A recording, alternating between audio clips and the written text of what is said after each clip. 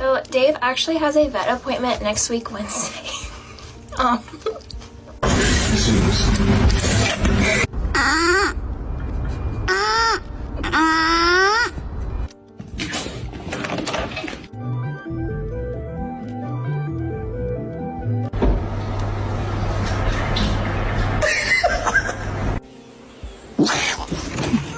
Jeez.